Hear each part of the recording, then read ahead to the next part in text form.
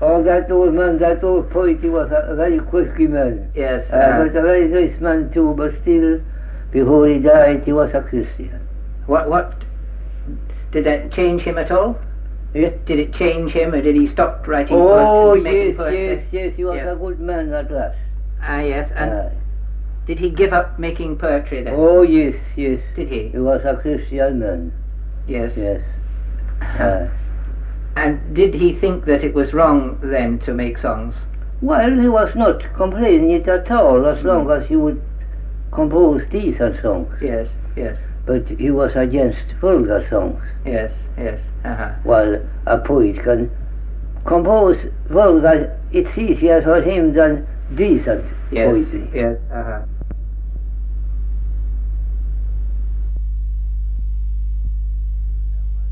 How what Yes. you are doing it in the name of the Father and the Son and of the Holy Ghost. Yes, yes, yes. And I'm not going to tell you. No. You are to lift this water in a quiet place.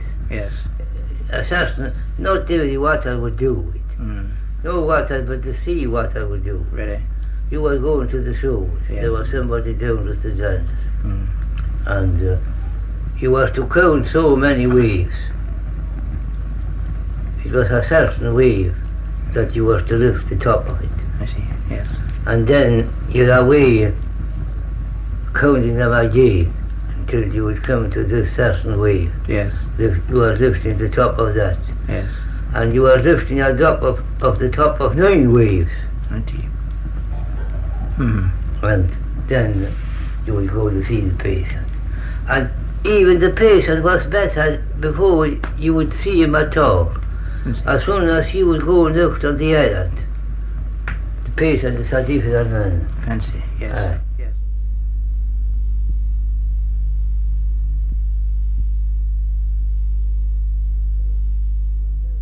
You would tell a sensible man in the neighborhood that he was thinking of getting married, such and such lady, Yes.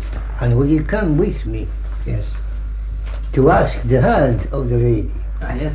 This old witty man would go with him, and they would have a bottle of whiskey, of course, and maybe the old man of the house knew well enough their purpose. Yes. This old man that the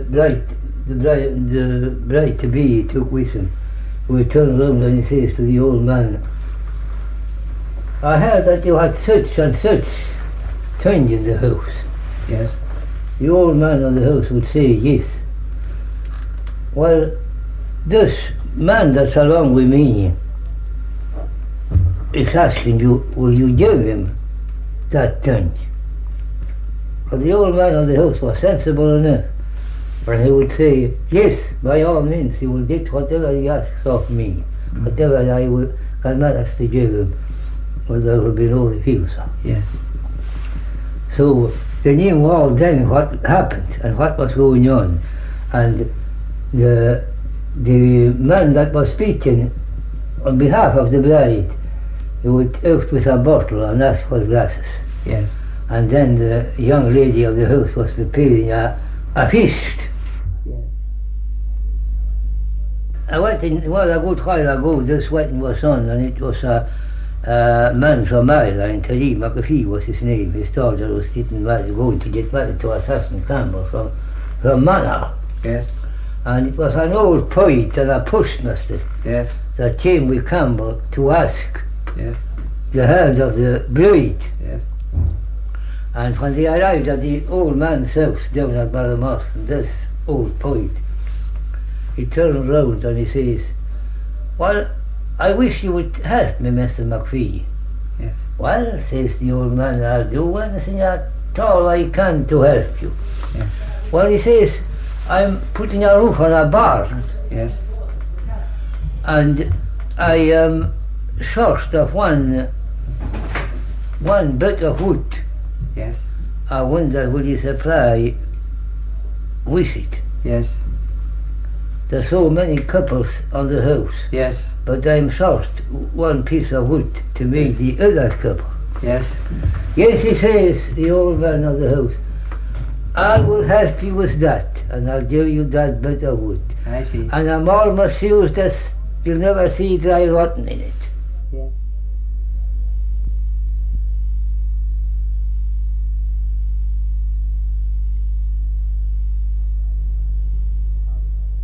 The harvesting was done, most of the barley in the early days. The barley was cut with the sickle. Was it? They wouldn't use the scythe to it on any account, because they wanted to collect every grain of they possibly could. And either the husband or the wife was using the sickle to cut down the barley, and then one of the family was coming after them, making what we call the bands. Yes. And there was 2 sheaves going into each band, I see. and then there was someone else of the family coming after that and tying them up and just sticking them at the same time. Yes. And was there any variety in the making of bands? Yes, in this township, each individual crofter had a band of his own. So if a gale happened to blow, and if the barley was blown all over, each crofter could collect his own barley through this band. He could know his own barley. Yes, yes. Was it bound on the ground or under the arm? It was bound on the ground. On the ground. Yes. Mm-hmm. None of the barley was bound under the arm, but don't swear. Yes. But in the latter years, when they didn't care much about the barley, it was just bound under the arm, the same as the oats. Yes. And they stopped making the bands and everything like that. Yes. Did you ever hear tell of pulling barley rather than cutting? Yes. Oh yes. Yes. I've heard about that, although I've never seen it been done. But I've heard about it many a time, pulling it out of the ground by the roots. Yes. Yes. How late do you think this went on here?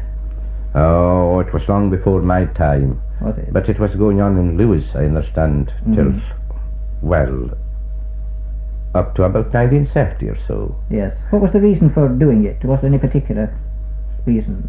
In case they would damage the grain in any way whatever. Yes. Or in case they would lose any of the grain. Yes. And how many sheaves went into the stook with barley? 2. Just two on each side, so to speak. Would it be 4 altogether? No, 2 side by side. Really? Yes. Because when you were binding it up, you were putting 2 sheaves into each band. Yes. And one sheave was sort of higher up than the other sheave, and when it was tied up, they were pulled apart, and it would just stand on its own. Yes, I see. But with oats it was different. With oats it was 6. Yes. 6 sheaves. And these were just single sheaves. Single sheaves, yes. Yes. Now, then it would be put into the stack and thrashed during the winter, was it? Yes, during the winter, yes.